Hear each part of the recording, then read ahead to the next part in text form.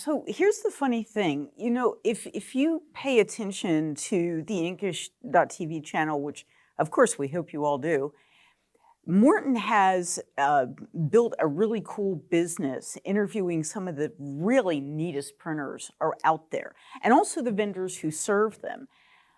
But everybody is convinced that they have a secret sauce and they don't always want to share. So we started out with this sort of longer list of people that we hope to be able to revisit and get their updates and say, this printer told us that this happened since Morten was there, and this printer told us that this happened.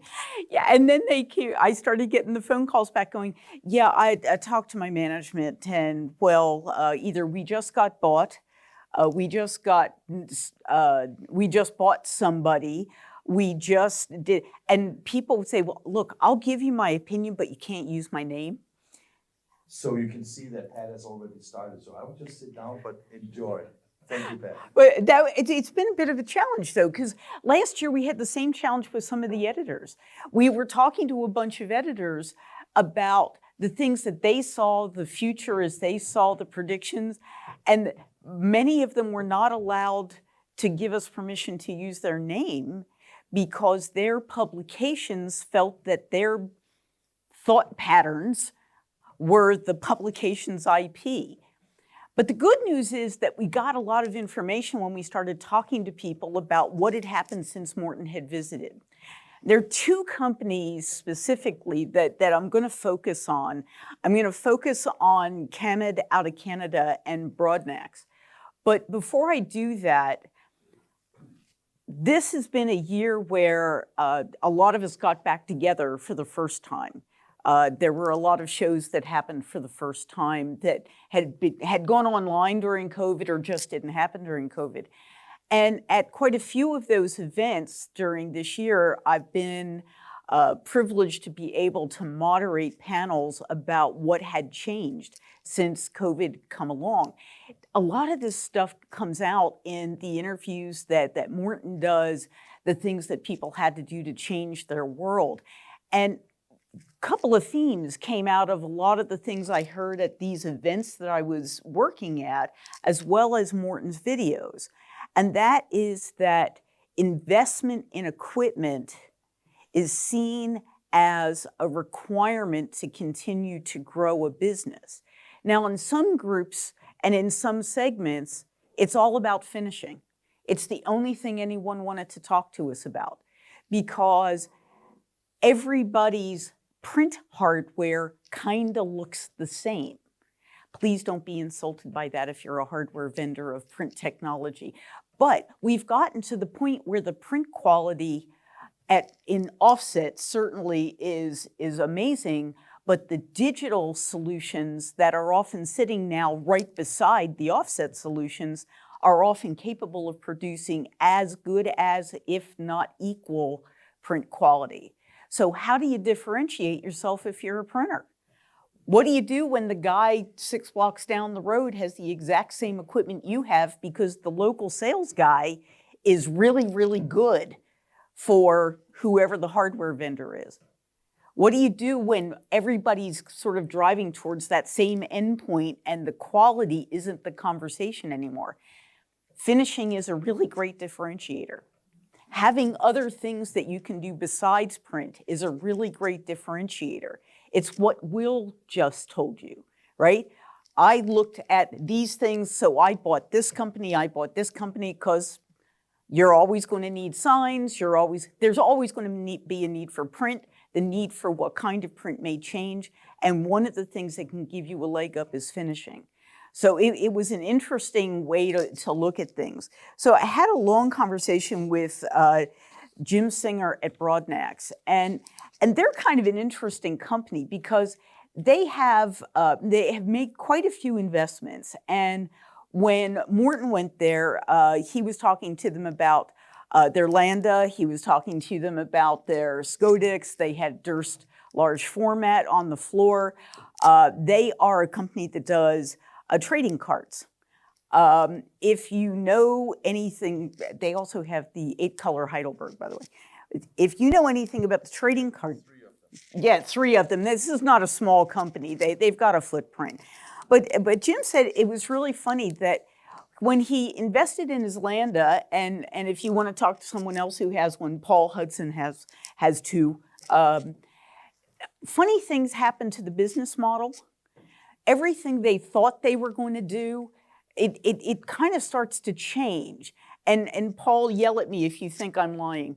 But you buy it with a certain intent, right? None of us buy equipment just on a wing and a prayer. I think most of us don't buy it on a wing and a prayer. Will might. But at the end of the day, most of us don't, right?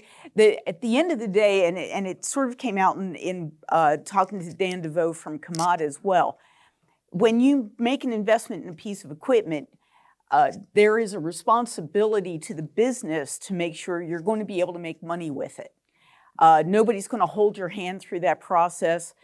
Nobody's going to be waiting in the background going, no, it's okay if you spend $5 million on a piece of equipment and you make no money with it. Don't worry, it'll all be okay. There really is an expectation that you'll do the work with it. With Broadnax, they're doing trading cards and packaging and commercial print. He said when he bought the Landa, he wasn't sure what his expectations were. He had a lot of hope. He had looked at all the specifications. He was really sure that he could put some of his trading card work, especially his short-run customized trading card work, onto the Landa. But, you know, he'd talked to a lot of people who didn't have nice things to say, so he believed, but he still had a little bit of doubt. As they started to ramp up, they started setting records for impressions on a Landa in a day. They were the #1 press in the country on any number of days during the year, putting trading cards through the Landa. So it was a bit of a surprise to him that they were able to get to the point where they're really, really, really picky trading card customers. And they print for some of the largest trading card brand names in the world. We're actually delighted with the ability to get short-run, fast turnaround trading card work off of the Landa. And that helped him continue to change the way his business, the trajectory of his business. So one of his takeaways was that for any printer who is looking at investing in technology, especially the technology that has a reputation in the industry, right? And you know what happens every time a new press is introduced to the industry, whether it's an offset press or it's a digital press, there are the people who are the cheerleaders and there are the people who are the it's never gonna workers, right? And the Landa machine, when it came to market, was one of those machines that developed some interesting reputations along the way. And a lot of the people who bought them had a lot of people waiting for them to fail. And so the folks at Broadnax, I think, did a really excellent job of taking their Landa and doing amazing things with it. Now, they also do a lot of really interesting work that it made me giggle. So one of the things, they do the Topps trading cards. I don't know if you know the brand, but it's one of the largest brands for trading cards in the world. And so in the US, we know them as baseball trading cards. We know them as Pokemon trading cards. We know that there are a whole different sectors. If you know a 10-year-old boy in the US, they probably have a pocket full of these cards. And the brands that create them are very, very picky about them. And he said that as he's looking forward, he feels like he's made good decisions. He's spent a lot to get to where he is right now. But the next thing he needs to do is look at finishing. And it was an interesting circle that got created when he said that, because today he goes through very manual processes. He doesn't really have what you'd call an automated shop. It's not super end-to-end workflow automation. There's an awful lot of manual work that's being done there. And for him, the next phase is to look at maybe something like a Hicon that might allow him to do some really fancy work or to do other kinds of die cuts and offer some unique aspects to the trading cards that he does. So one of my big takeaways from talking to quite a few of the printers that Morten's interviewed was that they're all looking in that finishing direction. So if you are one of the purveyors of printing finishing solutions, your 2024 through 2027 ought to be pretty bright. If you are a purveyor of the people who make the printing equipment, you're going to start to need to look for options and features that are going to help you differentiate your solution outside of print quality, because print quality is just assumed by most of the printers that we've been talking to. So the other printer that we spent a lot of time with was Dan DeVoe from Commod. And one of the things that he said just absolutely, it rang very, very true. He said, hang on, I don't want to misquote him. He said, nobody's going to come hold your hand if you make a bad decision about making an investment, because you can't just assume everything's going to be all right. You know when you buy a press or you buy any piece of equipment that you're going to have to understand the data behind that device. He's the only printer I talked to of everybody that actually focused on data in making decisions about what he was going to invest in and to continue to test whether his decision had been a good one. He's one of the few printers that actually seem to get that you don't just buy a piece of equipment based on the specifications and then hope it's actually delivering for you month on month, year on year. What he's done is put a process into Commod where he is constantly looking at everything every press that he owns does and every piece of finishing equipment does. He said that it's got to make money because you can't go into debt frivolously. Okay, some people are a little less risk averse than others. I think Dan is not so much risk averse, he's just very data centric. So he's an EFI shop, he's an AGFA shop, they are a large format shop, but what he knows is exactly how much he's making every single day. He knows his cost of goods sold, and he knows his profit for every single piece that they sell and everything that gets delivered, because he's constantly testing what they charged against what they estimated and what his actual costs are. And one thing he noticed is that about 6 months into the year, this year, all of a sudden they saw their costs change and he saw his profits going down. And I mean, on one day, he said it was a blip, but then he noticed it over a couple of weeks. And it was only because he was watching every single day, watching the numbers, watching the data every single day, that he realized that some cost of goods sold had changed. Inventory cost had changed. Some of his consumable costs had changed on his EFI and on his AGFA almost at the same time. If he hadn't been watching it daily, it might have taken him up to 3 months to figure it out. So because before he started watching the data, they would kind of look at their prices every 3 to 6 months. Because he was watching it every day, he was able to do a course correction almost immediately and get everything back on track. So if I took anything away from Dan and Commod and the just amazing things that he's done in their shop, it was that a conversation we've had in the workflow space and the print MIS space about the importance of gathering data off of all the equipment, but not just gathering it, actually using it to help us make the businesses better. it's going to be a louder conversation over the next year or so. More printers are becoming aware of the importance of data in their business, and more printers are looking for software solutions. Will, your next thing, or the continuation of your thing. They're looking for these solutions that are going to help them understand their business intensely at a very low level of data on a daily basis, not on a monthly, bi-monthly, quarterly, or yearly basis. So, big takeaways. If you are a vendor in our industry, please make sure that your solution can feed your customer data that they can use to help run their business better.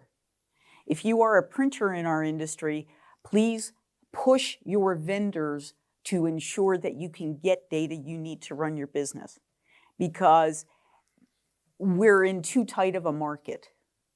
No matter how successful you are, this is a tight market, it's a competitive market, and you're going to need that data to help remain successful, to make better decisions about what companies you buy and merge with, what pieces of your business you sell off, and what vendors you do business with. If your vendor can't help, if their solutions can't provide you data to run your business, maybe look for a different solution.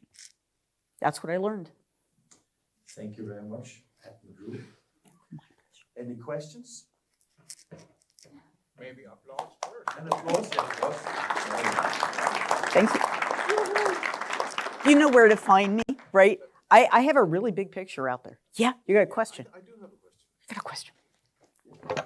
And I do agree that the data is important and we have to provide data, overall efficiency data, etc., etc. But what about data connected to legislation about emissions? That's a good point. We do know that that legislations are coming, and they're coming like a steam train out there, fast. And how do you see that these legislations are inflecting our industry? You know, what is the threats here? So, you know, there are two vectors with data connected to legislation. One is that very often our legislators, especially in the US, but often in Europe as well, are not as well informed as they're creating this legislation as we would like them to be. As an industry, we do not do a very good job of making sure they have factual data. You shouldn't have to say it that way, but I think we do.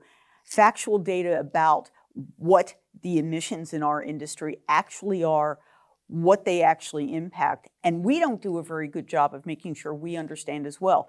This is how you end up with legislation that requires you to do certain kinds of venting, certain kinds of recycling, certain kinds of solvent management, when those legislative requirements may not be based on data and fact. The only thing we can do as an industry is try to be better at lobbying and doing our own research, having data that we can provide and bringing it to our legislative bodies. So whatever country you're in, somebody in your industry is responsible for lobbying on your behalf. You may know those people, you may be involved in those organizations, or you may not be. If you're in Italy, talk to the folks at Strategio, because they spend a lot of time and money lobbying the Italian government to try and keep legislation from shutting the printing industry down. If you're in Germany, there are organizations. If you're in the UK, there are organizations. I don't know them in every country, but I can find out. But my big concern is that we're not doing a good job as an industry to make sure that legislators know the things we need to know. There's another piece of data and legislative concern that I have, in addition to the emissions and the greenwashing of whether print is a good business or not. And that is the data privacy legislation that is rampant throughout the world. And that's impacting printers' ability to do business as well.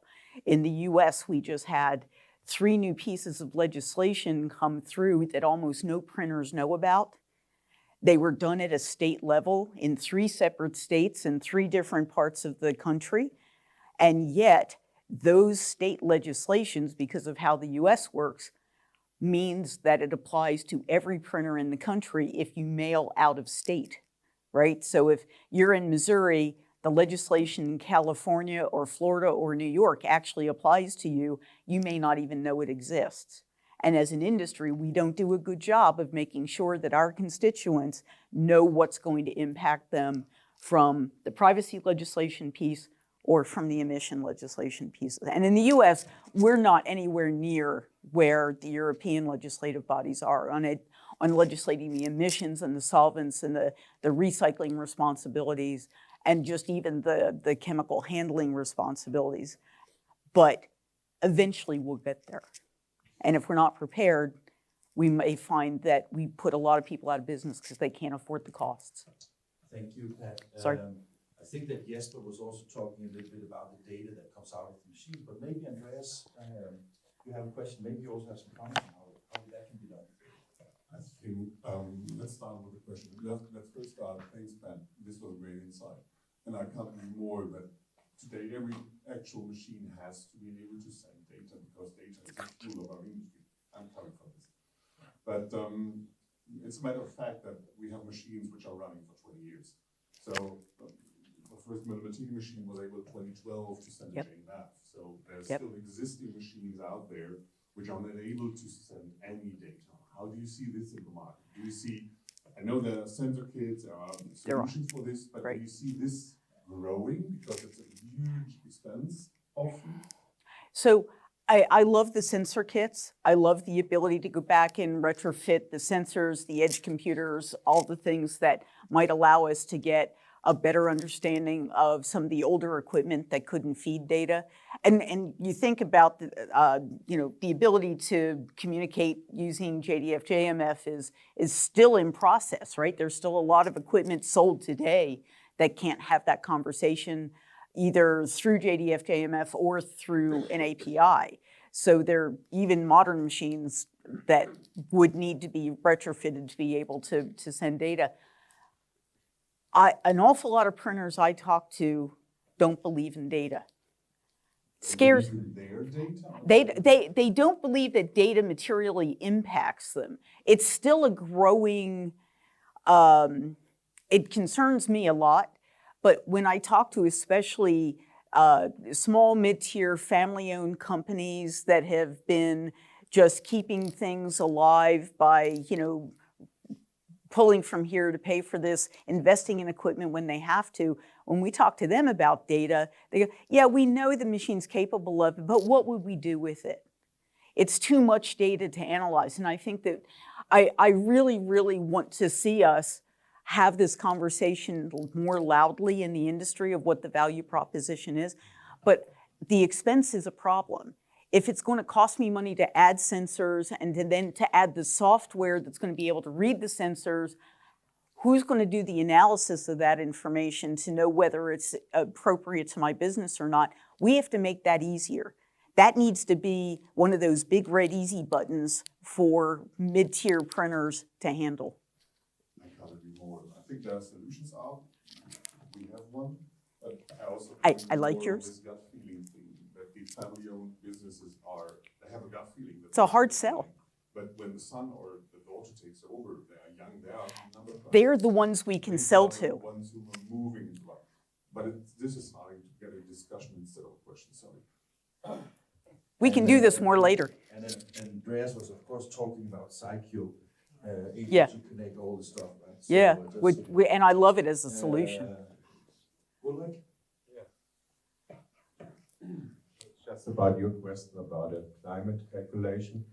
I think we had a very high performance climate calculator in Europe, or it's you can use it everywhere. And we know a lot about this data of CO2 footprint in Germany, for example. But on the other side, if you ask about the footprint of an email, of a social media campaign, there are no data.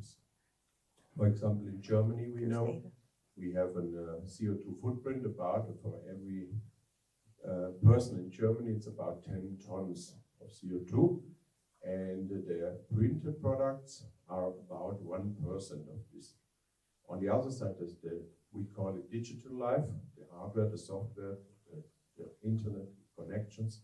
This is about 850 kilograms, but the data about this is not perfect, and there are a lot of missing information about it. So our customers sometimes tell us how we are moving to digital media because of the environmental questions, but they cannot tell us real figures about this. And you know, I don't know if you know Two Sides, right? The Two Sides group out of the UK and elsewhere, they work very hard to try and research that, but they find the same problem.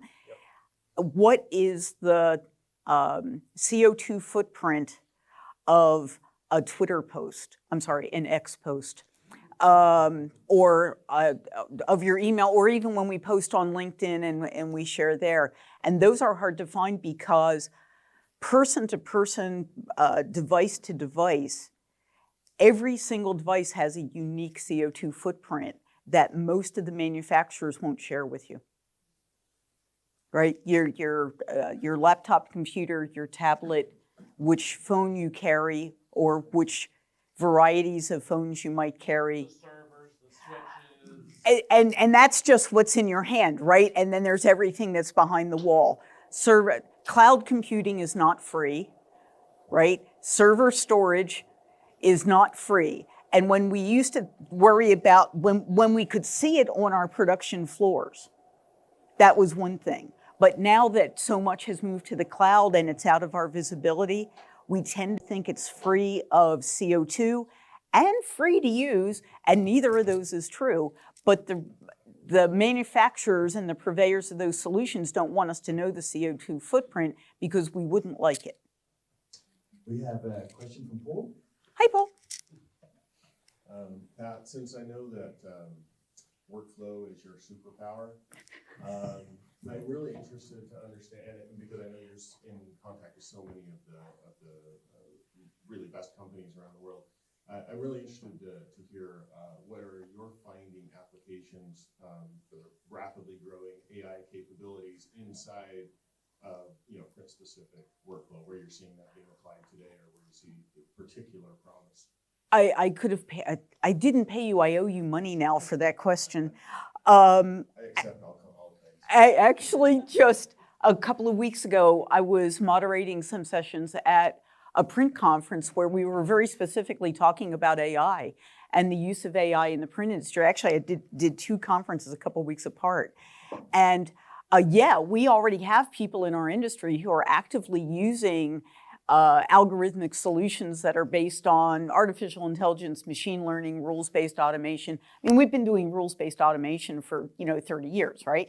And machine learning is something that we think of as a manufacturing thing, but print is a manufacturing environment.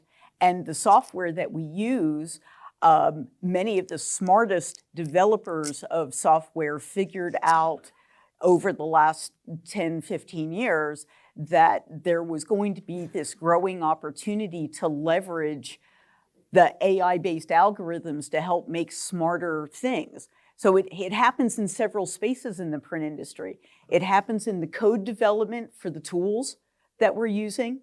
There are a number of software manufacturers who've figured out that leveraging, especially generative AI, helps them develop code faster, fix customer problems faster by being able to run millions of scenarios to solve a problem a customer brings to them instead of having to do it one at a time, iteratively and manually. So those things are already being done. You also have people who are using it as part of the user interface. The software tool itself is imbued, and again, today, more likely with a generative AI tool set embedded in it to help them build smarter user interfaces. So instead of having to click through 9 screens to set up a configuration, you can do an iterative chat with the user interface and it will build the configuration for you. There are companies doing this today and selling it today. So MessagePoint does it. Their MessagePoint is a CCM, a customer communication management tool that's also used in the print industry, principally in healthcare and mortgage. But they were a very early adopter of generative of GPT-based solutions. They actually use the OpenAI engine. So the ChatGPT that everybody's heard of, that's actually the engine that they've actually embedded a version of that they license from OpenAI into MessagePoint, and they use it to help customers configure their customer communication environment to make best decisions about when to print and when not to print. The other thing that they do is it helps their customers with sentience testing. So have you ever gotten a letter from your bank or your insurance company that seemed to be kind of rude? Like it just was written in such a way that it didn't seem very friendly to you. I mean, you're a customer, shouldn't they treat you nicely? But whoever wrote that template for that letter must have been in a bad mood that day. And I've seen them, and it can actually cause people to leave a bank or a brokerage if they don't get the right kind of communication. What the MessagePoint solution does is use ChatGPT engine to do sentience testing to help the writer of the communication to the customer determine if it is friendly enough based on some parameters. So they're using it that way. Crawford Technologies uses generative GPT technology in their smart setup solution. It helps build profiles so that you can configure your print profiles faster for the different kinds of paper and the different kinds of finishing that you're trying to use. So it's there, but a lot of the companies that are using AI in their infrastructure aren't admitting it. Thank you very much. A warm applause also for the Q&A.